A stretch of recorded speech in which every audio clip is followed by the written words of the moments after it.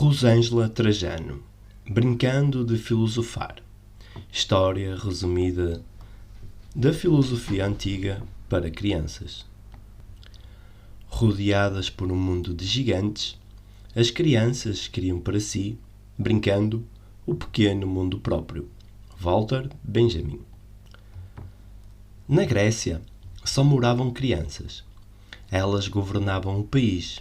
Eram mestres, eram sapateiros, eram doutores, enfim, era um país de pequeninos. Tudo começou com Filo e Sofia, habitantes da Grécia. Filo quer dizer amor ou amigo. Sofia quer dizer sabedoria. Havia uma lenda sobre eles que dizia o seguinte: no dia em que Filo e Sofia se encontrassem, seriam tomados por uma vontade de se abraçar tão grande que não resistiriam. Ao se abraçarem, transformar-se-iam numa árvore sábia. Foi o que ocorreu. A árvore foi batizada por Pitágoras com o nome de Filosofia, porque as crianças juntaram os nomes de Filo e Sofia. E quem comesse do fruto dessa árvore se tornaria um filósofo. A filosofia nada mais é do que amor ou amigo da sabedoria. O filósofo espanta-se com as coisas ao seu redor e torna-se um curioso, passando a investigar tudo o que lhe causa espanto. Faz muitos porquês, parecido com vocês, não acham? As primeiras crianças a comerem do fruto da árvore da sabedoria criaram os mitos e com eles os deuses, os heróis, as ninfas, as sereias, os titãs, os centauros. Mito é uma história que não é verdadeira, mas que tem sempre algo a nos ensinar. Tantos mitos foram criados. O povo grego respeitava e tinha devoção pelos deuses. Além disso, queria uma explicação para a existência das coisas.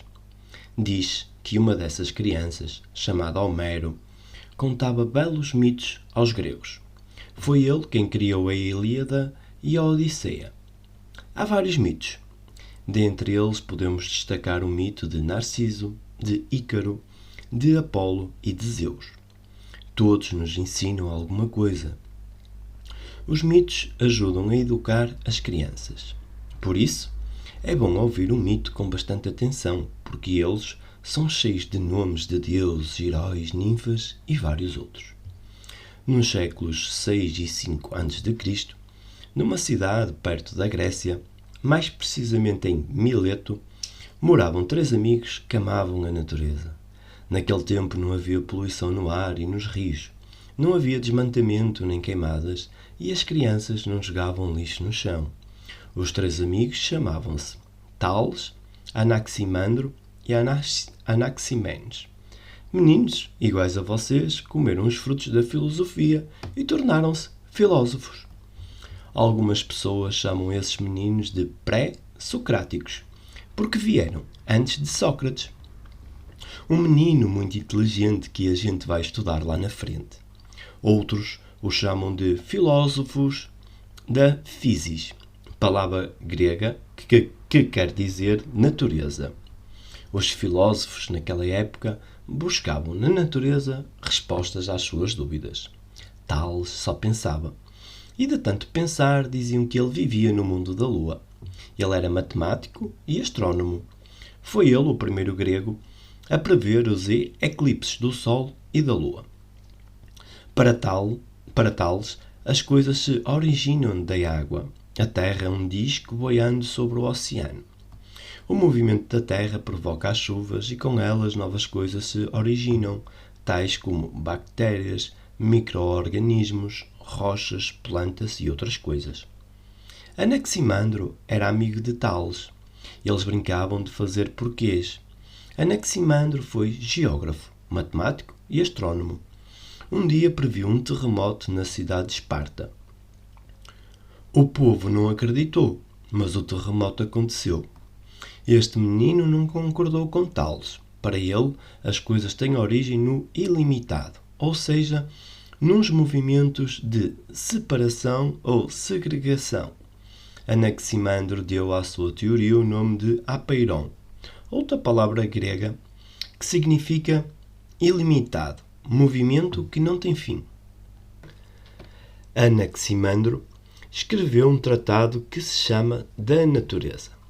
Porém, Anaximenes, que trabalhava como meteorologista e foi o primeiro a afirmar que a Lua recebe luz do Sol, não concordou com os seus amigos. Ele acreditava que as coisas se originam do ar e que a Terra está suspensa no ar. O ar que produz o fogo, o ar que respiramos e proporciona vida, o ar que forma diversas coisas existentes na natureza. A notícia de que esses meninos filósofos criaram teorias para a origem das coisas chegou à cidade de Éfeso. Lá morava um menino rico. Chamava-se Heráclito. Logo que ele soube daquela notícia, discordou dos três. Esse menino vivia comendo os frutos da árvore da sabedoria. Para Heráclito de Éfeso, o princípio das coisas está no fogo. Nada de água, nada de ar. Todos estão enganados, dizia ele. Heráclito dizia que nada permanece imóvel. Tudo se move, tudo muda, tudo se transforma sem cessar e sem exceção. Ele queria dizer com isso o seguinte: o que é ao mesmo tempo agora, de repente já não será mais. É como a água corrente de um rio que passa e não se toca nela duas vezes. Assim são as coisas para ele, rápidas, movem-se, transformam-se, são móveis. Foi ele quem criou o devir. O devir é o fluir das coisas, ou seja, o encontro dos contrários. O que é frio fica quente, o que é úmido seca, o que é jovem envelhece, o que está vivo morre. Além de falar tudo isso, Heráclito disse que o princípio das coisas está no fogo, porque o fogo é móvel, é a fumaça se transformando em cinzas e dando nova origem às coisas. Tales, Anaximandro e Anaximenes preocuparam-se com a natureza e as explicações cosmológicas que se desenvolvem em torno da procura da arché, princípio de todas as coisas. Em Atenas, no século V a.C., bem no período das vitórias gregas contra os persas, quando a democracia prevalecia na cidade, apareceram os sofistas. Para ser um bom político, era preciso ter domínio da oratória. Os sofistas, que eram bons no ensino da persuasão e da oratória, tiveram a oportunidade de ensinar aos jovens atenienses. Tinham o dom da palavra, sabiam fazer os discursos mais belos que podemos imaginar. As crianças, filhas dos grandes políticos e da elite de Atenas, tinham a necessidade de aprender a arte da persuasão. Então os sofistas, tirando proveito da situação, começaram a cobrar pelo ensino da filosofia. Ganhavam bem pelas aulas dadas. Protágoras foi o maior deles. Ele deve ter ganho muito dinheiro. Dizia: o homem é a medida de todas as coisas. Ele queria dizer com isso que não existe verdade absoluta. Cada homem tem a sua própria opinião. A sofística, como era conhecido o ensino dos sofistas, é criticada até hoje pelos mais diversos filósofos, pois, para muitas pessoas, o ensino da filosofia não deve ser cobrado. A sabedoria não tem preço. Junto com a filosofia nasceu a metafísica. Metafísica, palavra grega que vem de meta, que quer dizer além de, e física, nada mais é que a ciência das coisas naturais. A metafísica busca explicar aquelas questões que costumamos fazer do tipo: por que as coisas existem? Então, todas as vezes que eu pergunto sobre a existência das coisas ou quero investigar uma coisa da qual não tenho ideia como ela seja, estou estudando metafísica. É mais ou menos como estudar as coisas que estão fora do mundo físico. Quando perguntamos: Deus existe? O mundo existe? Por que o homem existe? Essas perguntas são metafísicas, porque elas se lançam para fora da existência das coisas. Elas questionam a existência das coisas e suas respostas estão fora do mundo físico. Nos anos 470 e 469 a.C., nasceu na cidade de Atenas um menino chamado Sócrates. Era um menino pobre, mas corajoso. Foi um grande general na batalha contra os persas. Depois das batalhas, dedicou-se ao ensino da filosofia. Também pudera. Certa vez, voltando de uma batalha, encontrou no meio do caminho a árvore da filosofia e, não aguentando mais a fome, comeu muitos frutos da árvore da filosofia. Parece ter gostado, pois os comeu até à sua morte. O que Sócrates mais gostava de fazer era dialogar. Ele aprendia e ensinava através dos seus diálogos. O método de Sócrates consistia em fazer a pessoa encontrar a resposta das suas dúvidas nela mesma. Era como se a pessoa fosse submetida a um parto e paria a sua resposta. Este método passou a ser chamado de maiêutica. Sócrates passa lá em casa para a gente bater um papinho, convidavam os amigos. Mas ele gostava das ruas, das praças públicas, gostava de estar ao lado do povo. E foi nesses lugares onde deu suas aulas de filosofia. Apesar de ter um vasto conhecimento, Sócrates dizia com humildade: só sei que nada sei. Era um interno questionador. Fazia perguntas e mais perguntas, ironicamente, fingindo não saber a resposta, mas utilizando a maiêutica para fazer a pessoa parir a resposta desejada. Sócrates também não concordava que uma pessoa fosse somente um nome, uma roupa que vestia, um sapato que calçava. Ele sabia que existia algo mais que constituía a sua formação. E por isso vivia perguntando: quem sou eu? Quando alguns meninos o procuravam para dialogar sobre como reagir diante das coisas, quem eram eles? Por que amavam? Por que sonhavam? Sócrates dizia-lhes: conhece-te a ti mesmo. É uma pena, mas Sócrates não deixou nada escrito. Ele só falou e como falou bonito. Alguns meninos, um deles conhecido como Meleto, com inveja ou por não entenderem os ensinamentos de Sócrates, foram fazer fofocas ao rei. Meleto foi o mais fofoqueiro. Foi ele quem acusou oficialmente Sócrates. E esses meninos disseram que Sócrates estava ensinando às crianças de Atenas a amarem outros deuses, e não os que deviam ser amados.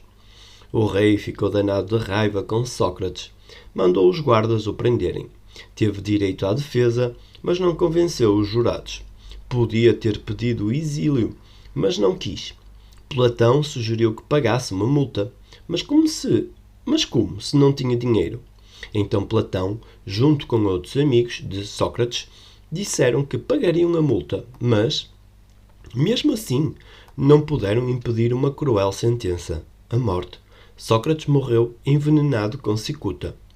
O melhor aluno de Sócrates foi Aristócles, apelidado de Platão por ter ombros largos.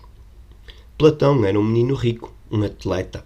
Amava as aulas do seu mestre e as escutava com muita atenção. Platão decidiu continuar os ensinamentos do amigo. Fundou uma academia para ensinar filosofia. Em homenagem a Sócrates, Platão escreveu muitos livros em forma de diálogos, em que Sócrates está sempre como personagem do jeitinho que ele gostava, perguntando. E como ele gostava de escrever, foram 30 diálogos. Vocês acreditam? Dos diálogos que Platão escreveu, há dois que são bastante conhecidos: o Banquete e a República. No diálogo O Banquete, Platão faz um elogio ao amor. Por isso, as pessoas costumam dizer: o amor de fulano é platónico. Platão diz no Banquete que o amor é belo. Já no diálogo A República, Platão idealiza uma cidade que não existe, mas que deve ser o modelo da cidade ideal. Neste diálogo, ele fala da justiça e também da educação das crianças. Platão diz que os pequeninos devem ser educados através da ginástica e da música. Esta última nada mais é do que o conjunto das artes plásticas, danças, poesias e fábulas. A República é um livro belo que define a justiça. Neste livro também encontramos a história de Giges, sobre a questão do justo e do injusto e o mito da caverna sobre a ignorância e o conhecimento, em que Platão fala sobre o mundo sensível e inteligível. O mundo sensível é o das sensações e o inteligível é o da sabedoria, do conhecimento. Para Platão, todos deveriam conhecer o mundo inteligível. A Academia de Platão ajudava as crianças que comiam dos frutos da árvore da filosofia a desenvolver seus conhecimentos e aprender cada vez mais. E teve uma delas que aprendeu muito. Seu nome, Aristóteles. Aristóteles foi aluno de Platão por quase 20 anos. Também foi professor na Academia de Platão e só saiu de lá quando o mestre morreu. Logo após, Aristóteles decidiu fundar a sua própria escola, perto do templo de Apóllo, Lício, que se chamou Liceu, em homenagem às aulas que dava no caminho do templo à escola. Este menino escreveu sobre todas as ciências. Foi professor de Alexandre, o Grande. Estudou a lógica, a moral, a poesia, a política, a religião, a arte, a psicologia. Sua questão fundamental é o ser e não a vida. Foi um menino comilão dos frutos da árvore da sabedoria. Comia tanto que às vezes tinha dor de barriga ou ficava com a barriga inchada. Mas era crítico, dotado de um belíssimo conhecimento. Aristóteles também se preocupava com as questões da natureza e se espantava diante das coisas que via. "Oh, como és bela, senhora natureza", dizia ele. Aristóteles morreu com um pouco mais de 60 anos de idade, deixando muitos escritos que nos levam à sabedoria e a filosofar. Um aluno de Aristóteles, que tinha escrito todas as suas aulas, após a sua morte, reuniu em um só volume parte delas e publicou um livro intitulado Ética a Nicômaco. Dizem que o livro foi dedicado ao filho de Aristóteles, que chamava-se Nicômaco. No livro Ética a Nicômaco, fala sobre a moral, a felicidade e a virtude. Etimologicamente, virtude vem da palavra latina vir, que designa o homem, o varão. Virtus é poder. A virtude é o permanente desejo de querer o bem. Aristóteles nos deixou muitos estudos importantes, dentre eles o estudo da metafísica. Mas para aprender todos esses ensinamentos, é preciso ter vontade. Porque, como diz Kant, nenhuma dessas crianças citadas aqui pode nos ensinar filosofia. Elas podem nos ensinar a filosofar. E filosofar é o ato de se libertar de todas as coisas que colocaram no nosso pensamento e duvidar de tudo. É como voar. É como abrir a janela e ficar olhando para o nada e fazendo porquês. Aqui está a autora, Rosângela Trajano.